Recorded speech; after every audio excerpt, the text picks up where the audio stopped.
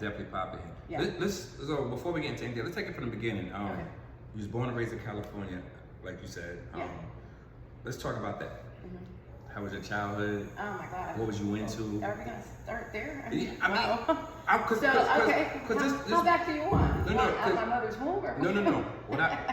This is what I do with all my guests. I always try to give a personal, like kind of like an insight of like who I'm interviewing. I want the world to see like, okay, Miss Shannon Cash, like where she come from. Just how you grew up in California. It ain't gotta be from out the mother's womb, I know, but just like growing up in Cali, how was it? And did you think you would be into comedy, stuff like that? Well, I was born in '78. I'm a '78 baby. Me too. And we talked about that. 46. I'll be 47 in August. Okay. Okay. Respect your elders. Okay. I don't have no problem. But we watch the same cartoons now, so we're good. So Inland Empire, it's been fun. Okay. But it's time for me to move on. Okay. It hasn't been the most welcoming as far as women trying to excel in that environment with the misogynistic men that run a lot of the locations out there, except for one at the Epic Center. So the men are like kind of like they're very misogynistic out there. Before we go further, I have a vendetta. I don't have my dictionary in front of me. What does misogynistic even mean? Well, they're very male-centric oriented, chauvinists, or the patriarchy, or So unless you're married to one of those men, or you're getting on your knees giving them knee tributes, then they really don't want you to excel in their environment. They're nervous about women in the game. I haven't been dead against them. However, except for the Epic Event Center.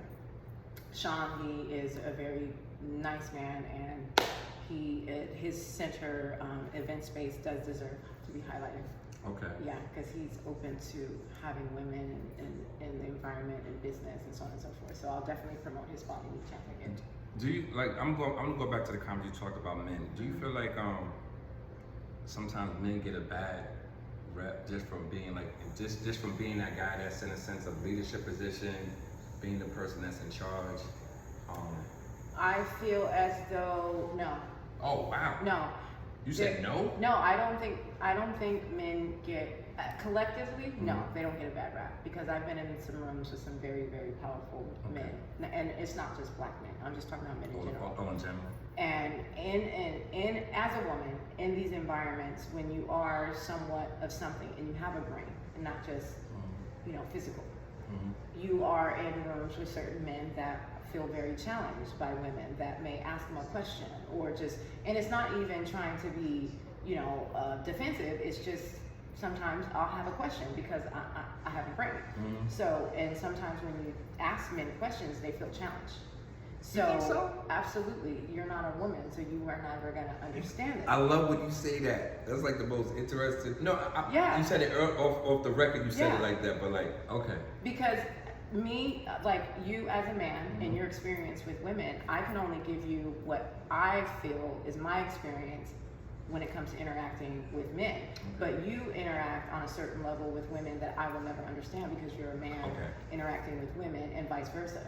So unless you can step in a woman's body, or unless I can step into a man's body, there's certain things about each of us that we are never going to understand, other than just communicating and talking about it and really trying to have dialogue without disrespect. And I feel as though more people need to understand that. But there are a lot of men that are lumped in with those other men, and that's not fair to them, which is what I told you, why I address knuckle draggers a lot. Knuckle draggers. I call them knuckle dragging Neanderthals. You have your terminology. I've never heard some of these terminology terms I've never heard before a day in my life. Yeah. And knuckle draggers? Well, think about Neanderthals. Like, what do they look like? They're walking on their knuckle draggers. Like, because they're so like. But here's the thing.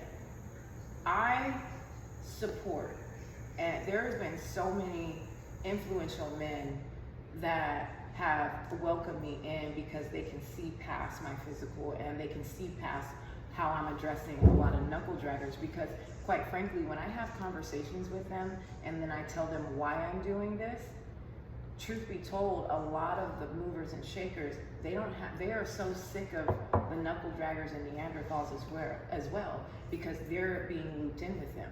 But the thing is about them, they're millionaires.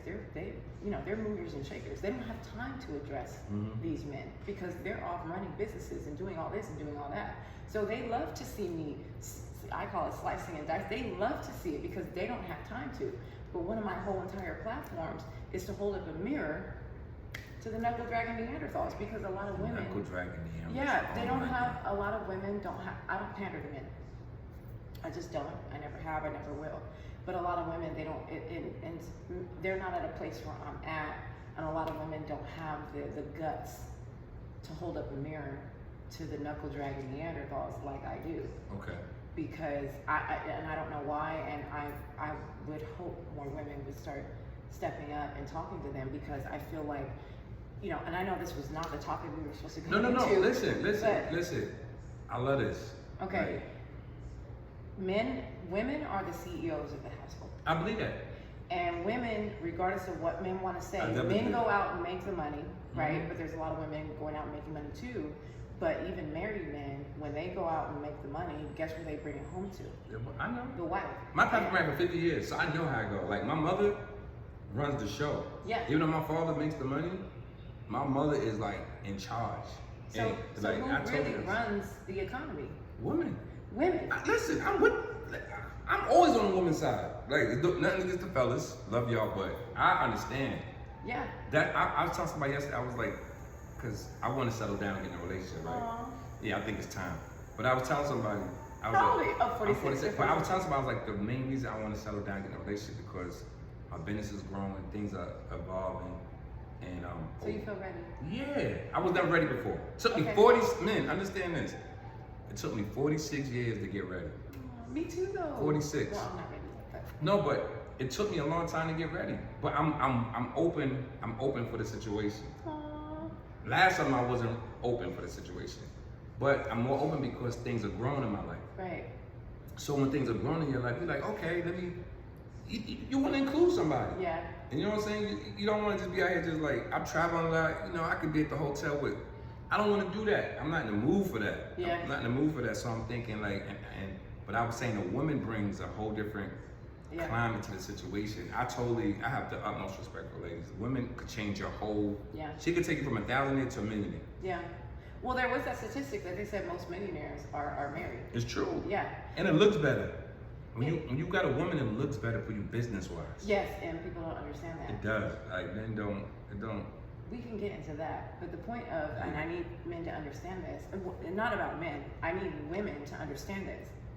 When women understand that we're technically the ones that run the economy, we need to start pulling back our money against all these men, these knuckle draggers that are making millions off of degrading and disrespecting black women, and start putting our resources and our money towards men like you, men like a lot of men that I'm going to highlight that respect black women. I'm black, so I'm gonna focus on black women. Let the other nationalities, ethnicities, let them worry about their market, because that's what feminism did. Feminism, white feminists, they try to loop in black women for us to help get them rights. And then when the white feminists got their room, that got their seat somewhat at the table, when it came to black women's issues, they were like, huh?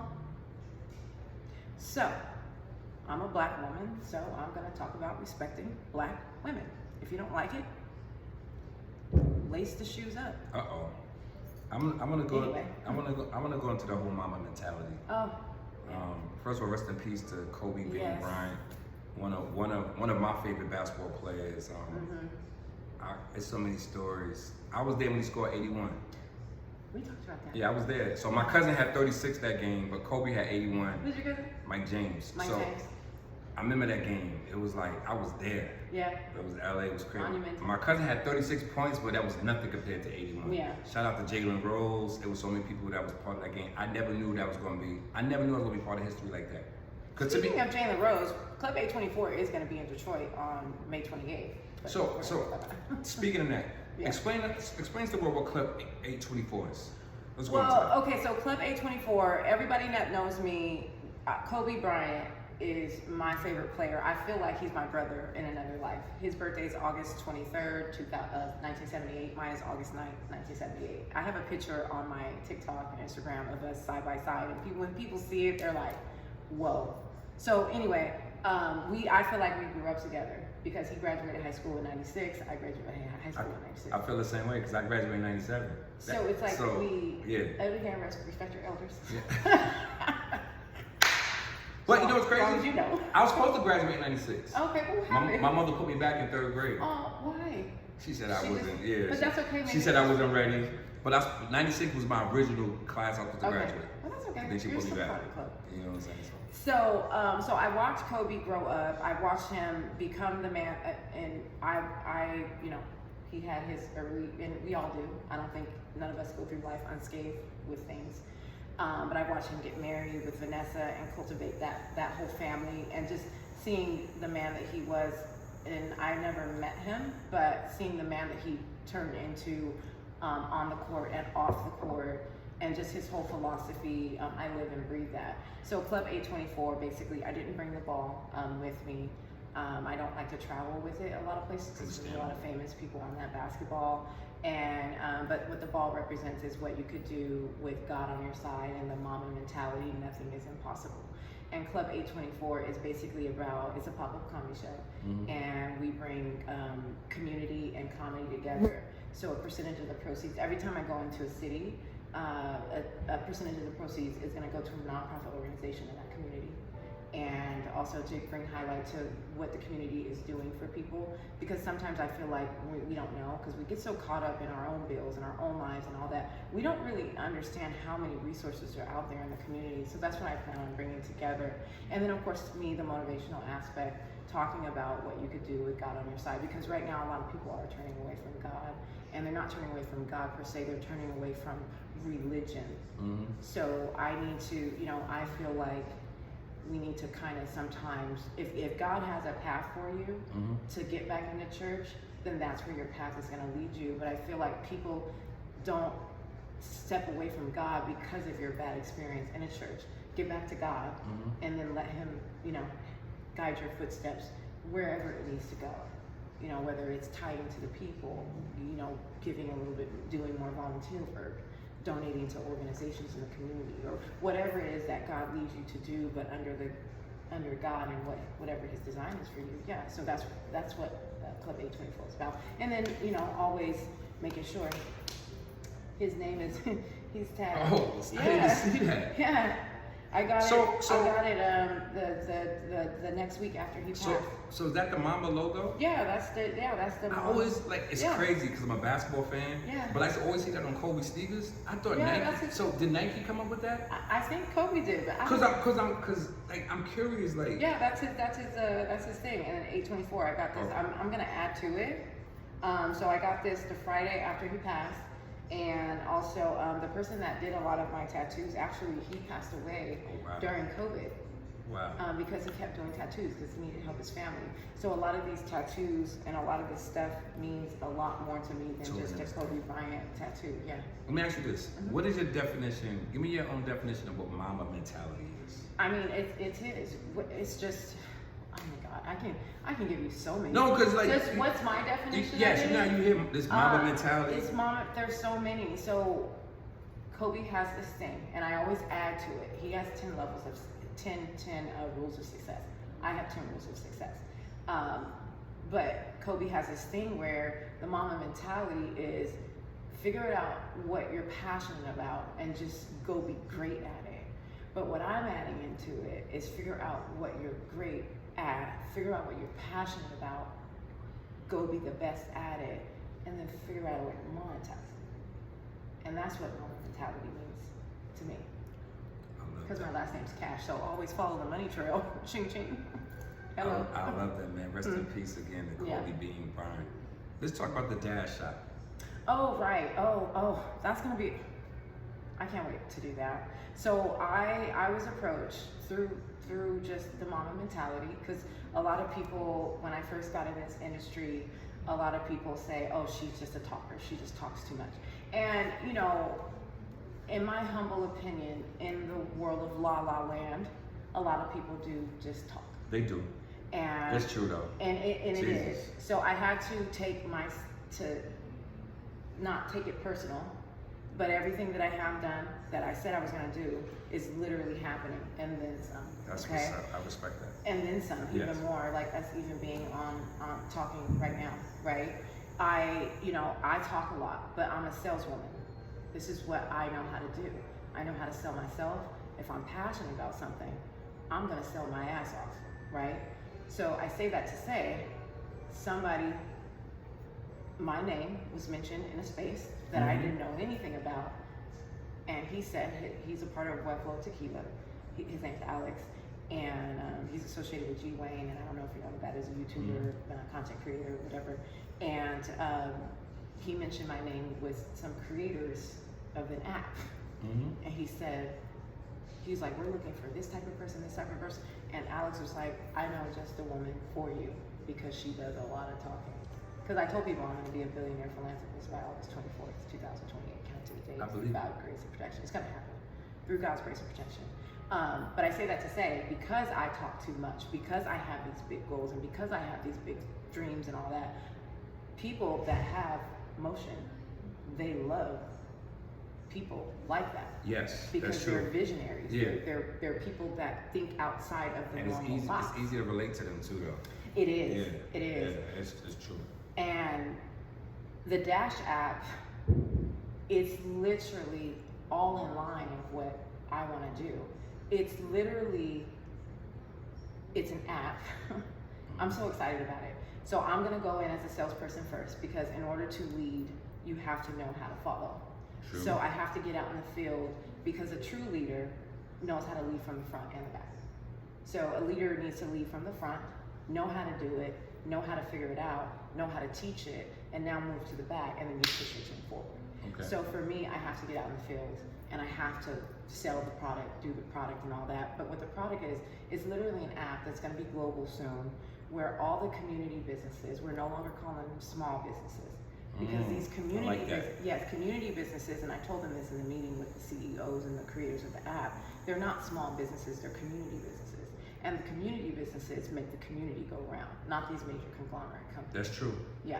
That's true. They employ the community and so on and so forth. So they're no longer, you guys no longer call yourself small businesses, you call yourself community businesses. Change your verbiage, change your mindset.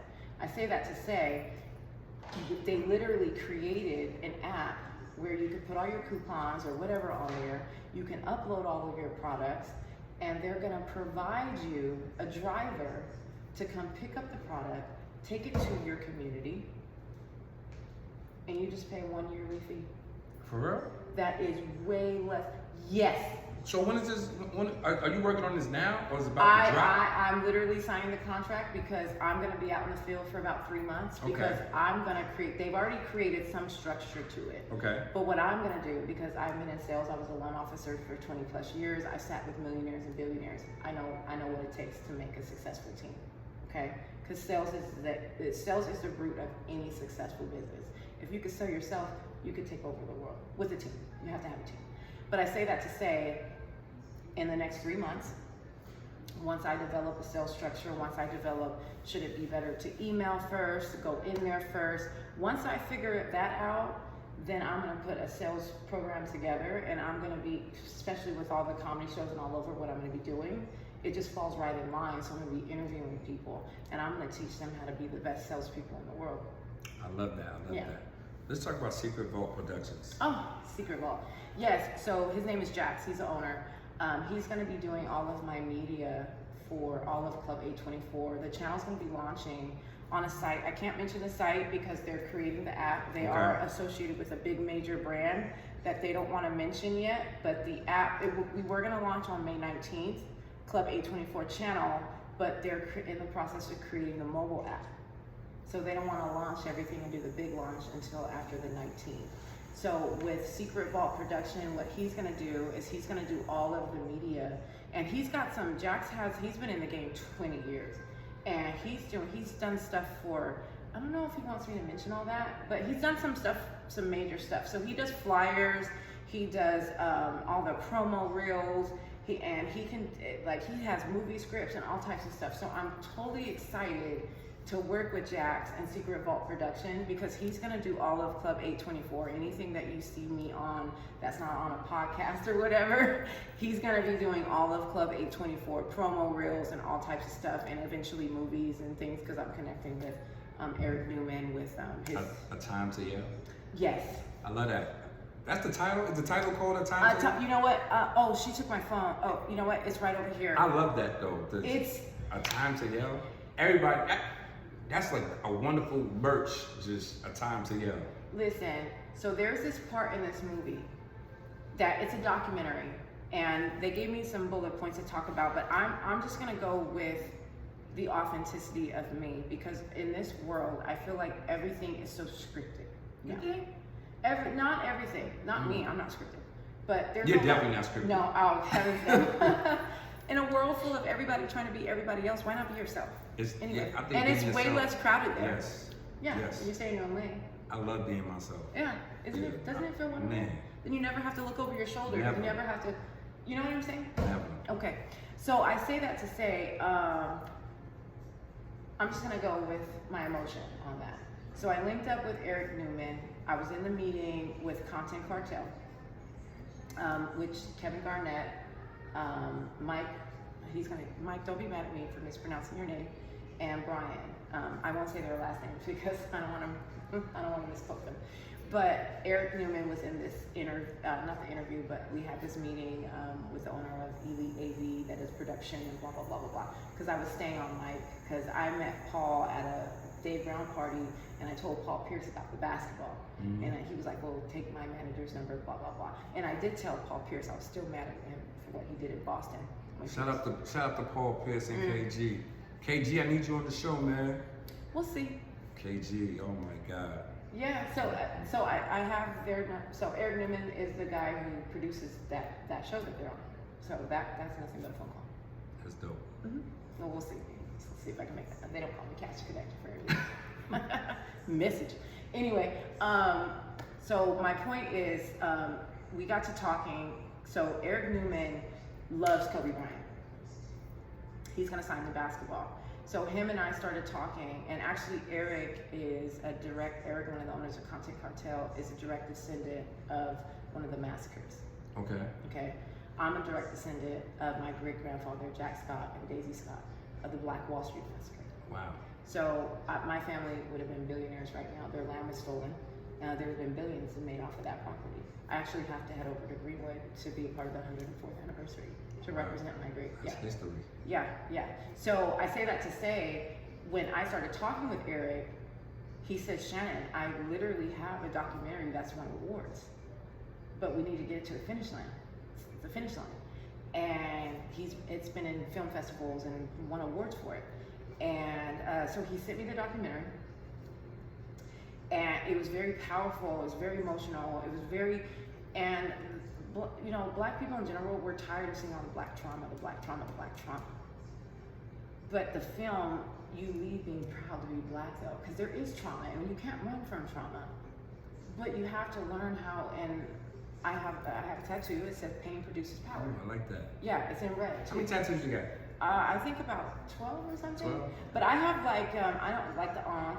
I have more writing and stuff because I feel like it's just So you don't have moments a lot of of my life. symbols. Okay. No, it's moments of my life. It's like tribal, Okay. tribal things. It's moments where I remember why I got this tattoo and remembers that always move forward. So the film is more associated with turning pain into power, turning trauma into triumph. And that's what we need to see more of, because we have experienced a lot of pain. We have experienced those things, but look how resilient we become from that. So we need to see more films, yes, but you need to walk away proud. Like Ryan Coogler, like I walked away from Sinners proud to be a black person, proud from that movie, because we're so resilient just as a people. Mm-hmm. You know what I'm saying? So all the history in America and there's about 19. I have it. I can show you. Have you always been this deep? Yes. No, I'm saying that because you joke all the time. So it's like, this is like, you know, this is amazing though. I tell people I'm an old soul. I know, that. but this is amazing though, because I know you're a comedian. You know what I'm not a comedian. I mean, not comedian. I know. I'm something like that. I know. I'm just being funny, but like, but just to like to see you take it to this level is like I'm just sitting here, I'm just listening. Yeah. Carry on. Okay, I shall. So I say that to say, the film. Let's get back to the film. It's called A Time to Yell, and it's about the I forget his name, Wes something. It's revolving around the Charlottesville, Virginia, the Tiki Torch. Okay. Okay, and how they got the statue down, and it shows what he experienced, the pain of that whole when they did what they did with the tiki torches. Okay, and he brought the crowd together, and they all just yelled like this loud yell. But there was this one guy that he was talking, and it was so emotional. And I swear, every black person is gonna feel this man's pain because he wanted to go over there and fight them, but he had to think about his family. He had to think about all these things, and he was crying on camera. And he was saying he knew he had to go fight, but he knew he can't because he had to live to fight for his family. So he had to figure out another way to fight back. And that's when they focus on getting the statue down. And so taking that pain and turning it into power, doing something with that pain. But black people do need to be upset. They do need to be angry, because when you get angry and you figure out how to transmute that like an alchemist, you can take that pain and you can turn it into power and use that to create change. And that's what I'm about. I'm gonna help change the world. I wanna stick with black people real fast. Okay. It's crazy. It's just, I used to watch the news a lot. I don't really watch the news as much because I be on Instagram a lot. You know, Instagram. Right. Oh. So yeah. Instagram is like the news. So I want to go into some topics. I want your opinion on it. The first topic I want to talk about the Puff case. Right. I just want to let me ask you this question. You being a woman. Oh wow. Yeah. Let me just start with this question. There. Yeah, I'm going straight there. Let me ask you. Let me go there with this question. Okay. With Cassie. Do you feel like she has parts in this, like she's to blame as well, in the sense of like because we're all adults, right? No, we're all adults, and we know that sometimes you can be put in situations that you probably don't want to do when you're in a relationship. Right. Like I had like 2 girlfriends, and sometimes they used to want me to go to their family house on holidays. I didn't want to go, right, and I went. Yeah. But it just seems like it's so much that you're doing that you probably didn't have to do, and it just seems like I can't. Just my opinion. I kind of look at it like, is she to blame for some of this as well? Okay, so you're not gonna get canceled before I even get started. I'm not trying to get you canceled. I'm not So, trying to get you canceled. I will say this. I'm not trying to get you canceled I because I watch what I say with it too, though. Okay. Because it's a very sensitive topic. It is. So I'm just like, I just want to hear people's opinion because it's so confusing, because like, I'm like, what is Puff being charged with? Okay, so from my understanding, and I try not to go into the inner workings of demons and deviants, because the stuff that I'm hearing that's coming out on social media, Puff is on a whole nother demon deviant type of thing that I don't even want to touch or get into, because I feel like there's a whole like it's disturbing. It's very disturbing. It's So I think the Cassie part is just the first part of it. But I think as it goes deeper, then they're gonna get into all his other stuff and why he's being charged. From what I'm hearing, it's sex trafficking and racketeering or whatever. So I'm gonna leave that topic alone. However, what I did already do a Facebook status about this, so I'm okay with talking about that. And from what I'm aware of, and I promise you I'll get to the point, Cassie was with a certain individual first that tried to put her on. And, you know, Cassie was very young when she got in the industry, okay? And a certain individual did put her on, that it did invest in her, and, you know, he was older as well, so, you know, tomato. But, you know, certain men, they do like to, you know, do what they do with younger women. That's a whole nother topic for another day. However, she did cheat on him. And this goes for me, and this goes for a lot of people. So I have done some things in my past, right? Where I know for a fact that when it was my time to get hit from God, as far as getting slapped with some karma, to say, this is, you know. You felt it? I felt it, and I knew why I had that karma. Okay. So I'm not saying that Cassie deserves that, but sometimes I do feel like you cannot intervene on what God, because only God knows when it's gonna hit you the hardest. Mm-hmm. Does that make sense? Yeah, and God, it hits you too. And it hits you. You be like, man. Where only God knows, because He hears your prayers, He knows your inner thoughts, He knows you, you're His child. So with the whole situation with Cassie, I feel as though sometimes you just have to sit back. Because Cassie has a whole beautiful life now. So I feel as though Cassie has already made her peace with her demons, and she got her comeuppance with all that stuff she went through with Puff. Because this is what I said on my Facebook. When I sat in horrible relationships, it's because I knew some of the stuff that I did to people in the past. So I sat in some horrible relationships because I felt like I deserved it. So if Cassie was in these situations with Puff and doing all these things, and she knew what she did to this other guy and all that stuff, there's a whole nother dynamic involved. Because sometimes, like the Stockholm Syndrome, sometimes you feel like because you know you've done people shady, you stay in shady. I didn't know she even did all this. I didn't know either until all this was coming out. Right. So she's probably, and I don't know Cassie personally, but knowing what I've done in my past, in my 18, 20, who hasn't gone through life and done some, you know, I've never We're murdered. definitely all guilty. Right, I've never murdered, stole, you know, I've never, you know, pedophilia and all that, none of that type of thing, you know, as an adult, never. But what I'm saying is, in your 18s, your 20s, your 30s, you make mistakes. This is what we do. This is what makes us who we are as people. But do you grow from that? Do you learn from that? So Cassie has her beautiful family. So I'm almost certain that she's come to her maker, and she had to, you know, rectify her deeds and all that other stuff. And like Marvel, I love Black Widow, and she's like, you know, I have a ledger in red. So when she's in these situations, I'm almost certain she probably felt like she deserved all that stuff that Puffy was doing, because domestic violence is a very sensitive topic. Definitely is. You know what I'm saying? So there's a huge gray area when it comes to domestic violence and what she experienced. But she knows that she did that other person wrong, and sometimes I'm sure she felt like maybe this is what I deserve and this is what I, you know, gonna. But does Cassie deserve to be done like that? No. Does Cassie deserve to be preyed on by grown men? No. Well, I mean, I had my daughter when I was 17, and he was 24.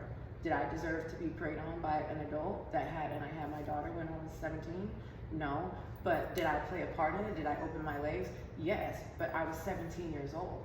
Think about all the little girls running around 16, 17, and so impressionable at 18 years old. We are impressionable little girls.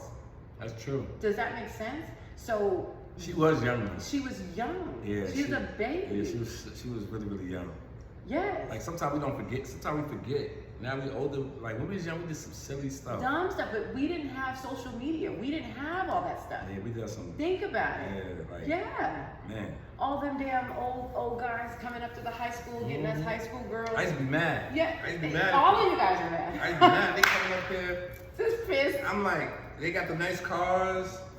Like, I'm stuck on my bike. I gotta ride my man on the handlebars. You know what I'm saying? He coming up here, nice accurate Now, legs. passenger side of Yeah, the man. I wanna go into another situation. That's funny. The Tory Lane situation. Tory Lane. Oh, I haven't even dabbled into that. I just, you know, man, I feel so bad for him because it's all coming out that it wasn't even That's him. crazy though. Isn't that crazy? Like, it's kind of like a blessing in disguise. He gets stabbed up. Cause this would have never happened. Like the way they got the situation pictured, he gets stabbed up. The bodyguard feels bad that he stabbed up, and now he comes forward with it. If he never got stabbed, he'd probably still be serving. They're about to let him out in like the next 24 hours. Good for him. Yeah, but that would have never happened if he didn't get afflicted like that. But that's what this whole philosophy paint. You know, I went through 2.5 years worth of depression, and I didn't even tell you. You know, I have this whole thing about mental health, and I literally had a mental breakdown. I quit my job. I left everything. I'm rebuilding my life. How you like, for the camera, for the people that's going through stuff, how did you come out of that? Like what gave you the power? And we know that we know about God. What I'm saying, steps? I understand that. Okay. We know about God. Right. But sometimes, and I'm a big spiritual person, sometimes people don't even want to hear about God when they going through stuff. When you really going through, like me, I go to God first. Right. But it's something that's not like me and you. Okay. You know that, right? No, okay. And this is where I'm a movie buff. And I always talk about movies. And that's where everybody can group together and you can talk about movies and people will get it. So I always give the analogy to fight out of depression. And this is what, it's all stemming from what Tori had to go through to get stabbed, right? In order for somebody to feel bad, to tell the truth, right? And I'm sure you've seen Kill Bill. Oh, yeah. Okay. Remember when they buried her alive? Remember when she had to fight out that box? Okay, but what did it do? It gave a flashback. Remember when she had to go through all that pain? She could barely eat because she had to learn how to fight. He was training her how to fight through that box.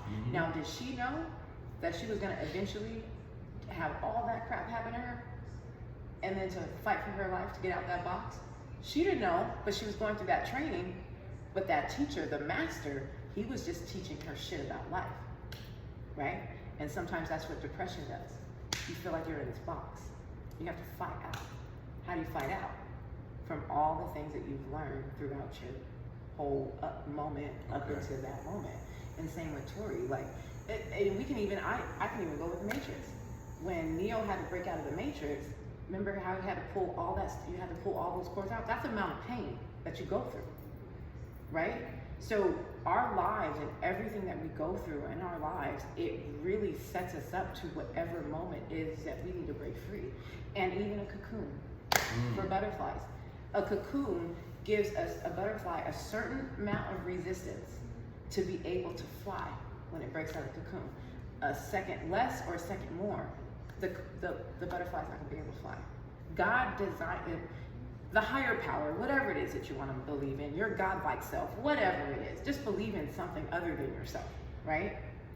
Okay, so God designed the butterfly to go through a certain level of resistance to be able to fly. And you have to look at that as your life.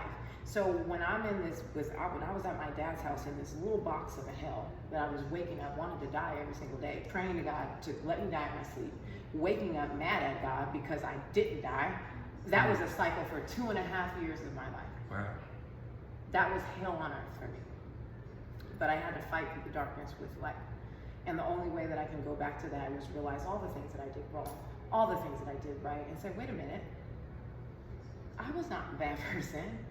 I wasn't here. Oh, I could have done that better. Oh, I could have done that worse. Or I could have been meaner, right? I didn't have to take that bullshit. I should have, all that stuff you experience and all that stuff, and then you just have to sit in that and realize, okay, you know what? Either I'm gonna, I tried it a couple times, but either obviously I can't do it. Obviously, God tapped me and said, no, she's mine, right? So you just have to fight with all of the bullshit that you've experienced, and you have to remember all of that, and then get out that bitch, and then you just make a decision. Did you say get out that bitch? Get out that bitch. Like, I just explained everything right there. Yeah. Oh my God. Yeah, you have to fight out. Wow. But in order to fight the darkness, you have to know darkness. You have to know darkness. So sometimes God or the higher power or the universe or whatever it is you want to believe in, God puts us there, the universe puts you there because you have to know the darkness in order to fight out with light. That's the only way. So sometimes, he will give some of his strongest soldiers those strongest battles because he knows when you come out on top, you are going to be one of the strongest soldiers and you are going to preach his name on the mountaintop. And that's what I'm doing. But I also smoke I'm not going to call it devil's lettuce, I'm talking God's lettuce. I also smoke God's lettuce occasionally. You got to keep people. And I curse and I do all these things because it's not about that. Because my God curses to me, because if I need to get it together, he's going to, Shannon, get it the fuck together. Like, because God knows his, it is what it is. So what I'm saying is, God is way bigger than being this straight box of something. It's not. He did not design us to be that way because he knows we're sinners. This is what we do. But as long as you give the praise, you give the humility, you give all the praise to God, he's going to work everything out. Man, we love that. We love that. Yeah. I'm sorry we got all about God, No, but I can't. Listen, Yeah. we here to say we're a podcast Yeah. for Houston, Texas. We got Shannon Cash in Yes. the building today.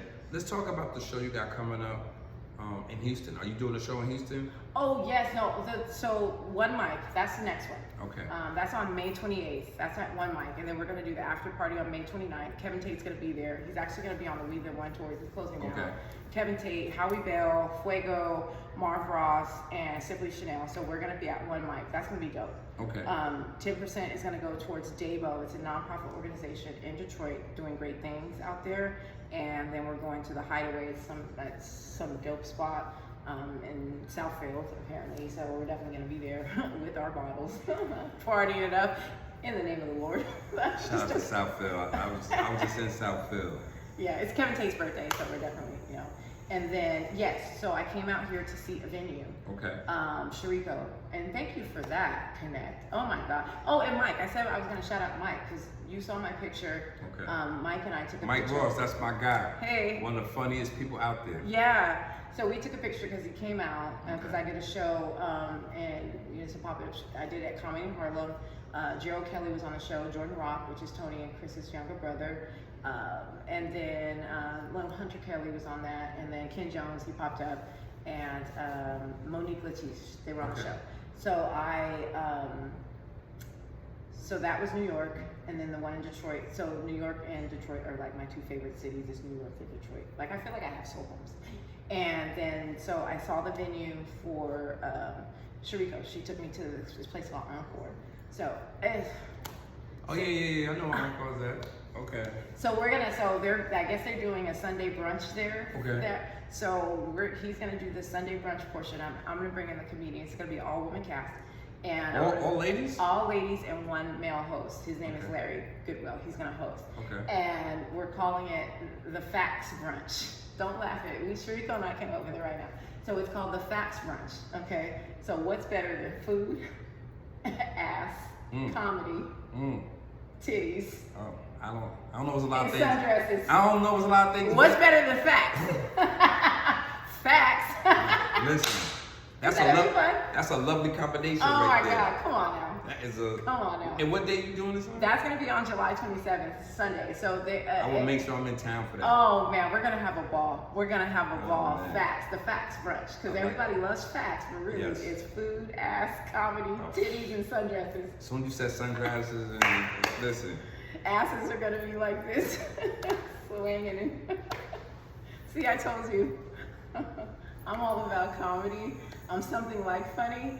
I love God, but laughter heals, And if I didn't have laughter, I don't know if I would have made it. I don't even know if I would be here today. I definitely tell people all the time the reason I'm able to keep doing everything that I laugh and joke a lot as well too. Yeah, you have to. That's just who I am. Like I laugh a lot of things away, and that's just what it is.